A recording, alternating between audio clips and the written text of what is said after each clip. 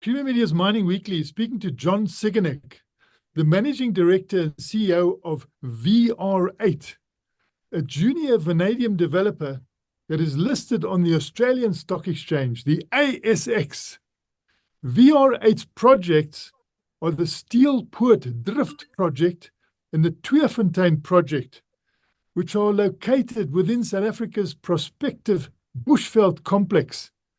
The Tweefontein processing site lies in the heart of Steelpoort Valley, where many mining and processing operations are situated.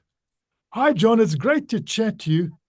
Mining Weekly would like to kick off this interview with this question.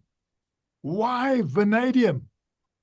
Why vanadium? I think it's got basically two main purposes. It's used as an alloy in steel, so it makes it lighter and stronger. And the second is vanadium redox flow batteries, or VRFBs. It's used for grid scale battery storage facilities.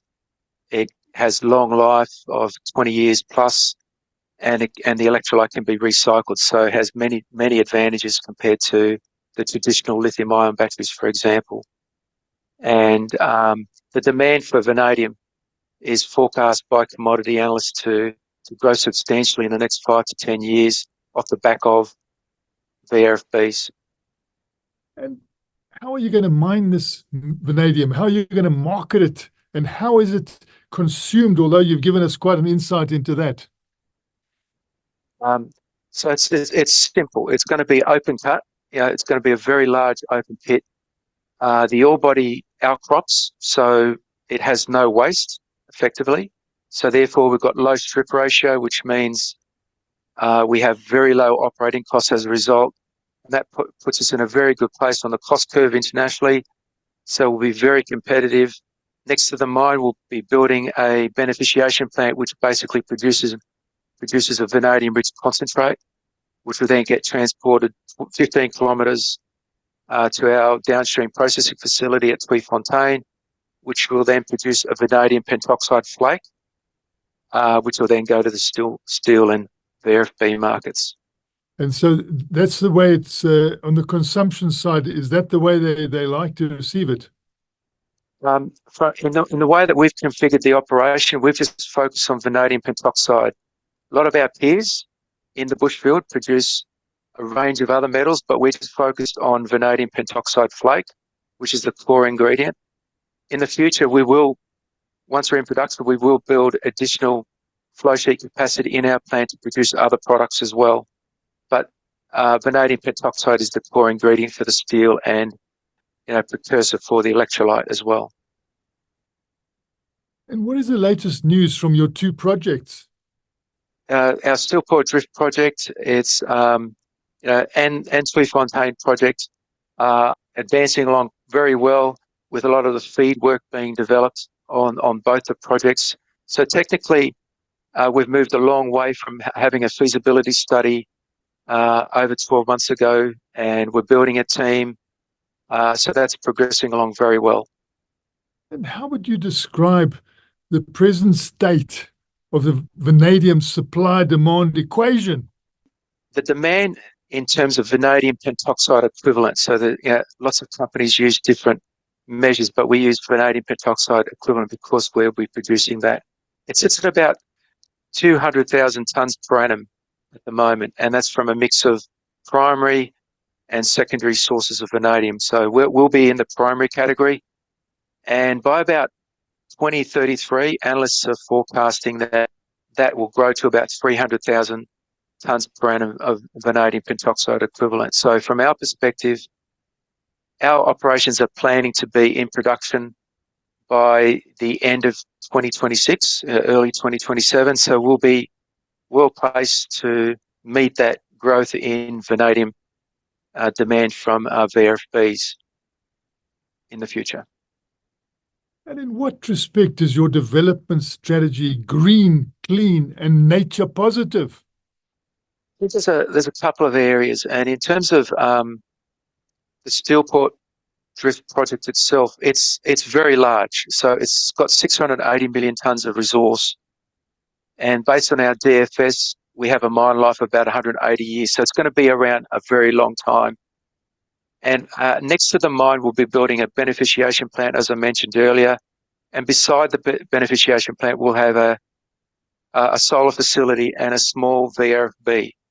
So we'll have a small configuration that'll be servicing the beneficiation plant and the mine. Once we're in production, we'll be looking to increase the capacity of the solar facility and the VRFB to a point that we could move away from the grid power, which is coal-fired power. So in terms of moving towards green, the objective at some point is to become 100% renewables project. That's a long stretch, but moving more and more away from coal-fired electricity generated project is one of our objectives for Steelport Drift. And likewise with the Tweefontein operation, it will benefit from the 180-year mine life of resource of concentrate coming through. But on this site as well, our objective here in the longer term, so this is well after we're in production, we'll be looking to go and become a vertically integrated operation. So we'll have mining, concentrating, vanadium pentoxide flake production. We'll then move that circuit to produce vanadium electrolyte, ferrovanadium and other metals associated with what other Bushveld tiers can produce, but then also moving into battery manufacturing, whether it's in South Africa or abroad. Ideally, we can build a vanadium redox flow battery manufacturing facility in Steelport, ideally.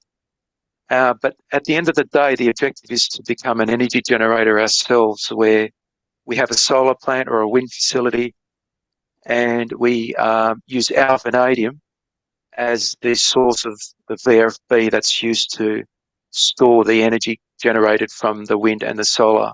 So that's the long-term objective, but that's a pathway to becoming more and more green. And many are saying that it's so applauding, some of them find it very applauding and rewarding to have a low-cost secondary listing on the Johannesburg Stock Exchange. So why is VR8 not on the JSE? At the moment, as you said, we're on the Australian Stock Exchange. It's a topical point. We have been talking about that and whether it makes sense to be there. Given that we'll be potentially getting debt funding out of South Africa in conjunction with other sources from around the globe, and potentially equity funding as well. The ASX in particular, a lot of investors here. There's a lot of people who've migrated from South Africa to Australia, and so from an institutional investor perspective, there's a bit of negativity around South Africa. So there is some merit in potentially having a JSE listing. So it's something that we are looking at. It's not something that we've implemented, but it is something that we are considering over the next 6 to 12 months. And what, in your view, should be the biggest takeaway from this interview we're doing right now? I think for me, one of the reasons why I joined, and we've touched on it, we touched on some of the thematics, is we're a massive deposit. We're in the heart of Steelport. We're surrounded by some of the major platinum, chrome, and vanadium operators. So we're surrounded by industry, consultants, engineering.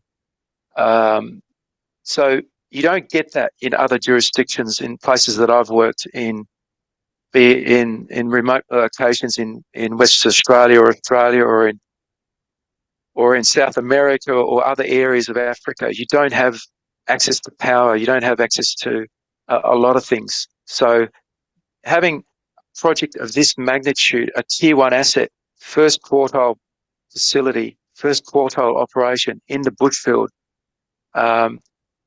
it's eminently bankable. I'm an ex-banker. I'm an ex-senior banks engineer, and I used to prove projects like this. So all of those are reasons why I've joined. And for me, that's one of the key takeaways from the collective points that we talked about today. That was Creamer Media's Mining Weekly, speaking to John Siganek, the Managing Director and CEO of VR8, a junior ASX-listed vanadium developer